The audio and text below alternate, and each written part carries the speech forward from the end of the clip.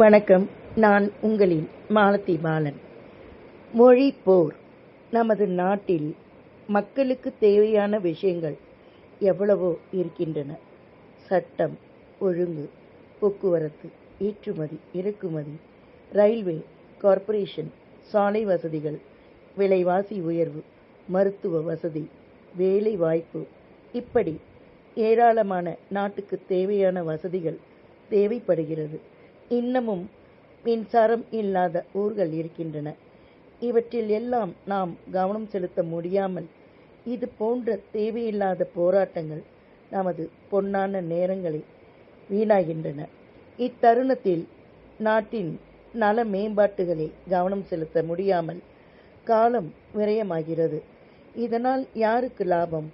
இந்த சட்டம் இல்லை என்பதால் தமிழன் முன்னேறாமல் போய்விட்டானா அல்லது போய்விடுமா? நமது அத்தியாவசிய தேவைகளுக்காக நாம் ஓடிக்கொண்டிருக்கும்போது இவை இப்போது அவசியமா?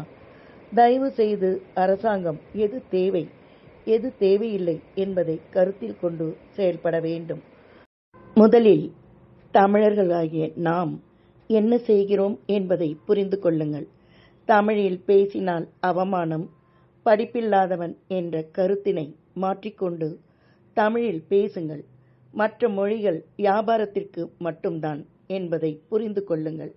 அண்டை வீடுகளில் தமிழ் பேசுபவர்களை மேலும் கீழும் ஒரு பார்வை பார்த்துவிட்டு மாற்றுமொழி பேசுபவர்களிடம் கூடி குழவும் நாகரிகத்தை மாற்றிக்கொள்ளுங்கள்.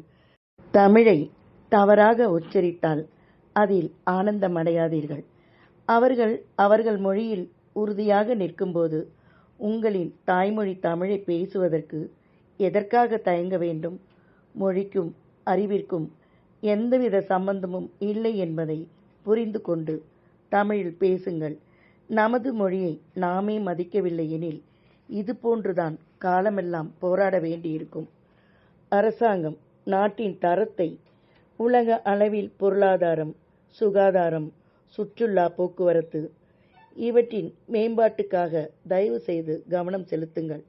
இன்றளவில் மனிதனின் ஆயுள் என்ன வேண்டுமானாலும் எப்போது வேண்டுமானாலும் முடிந்துவிடும் என்ற காலகட்டத்தில் ஆக்கப்பூர்வமான விஷயங்களில் கவனம் செலுத்தி வேண்டாத சர்ச்சைகளையும் போராட்டங்களிலும் பொன்னான நேரத்தை வீணடிக்காதீர்கள் என்று இம்மண்ணின் மகளாய், தாயாய் உங்கள் அனைவரையும் வேண்டி கேட்டுக்கொள்கிறேன். தமிழன் அன்பிற்கு மட்டுமே அடிபணிபவன் என்பதை உலகம் உணர்ந்து கொள்ளும்.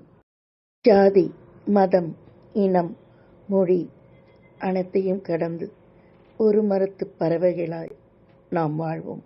நன்றியுடன் உங்களின் அன்பு சகோதரி மாலதி பாலன்.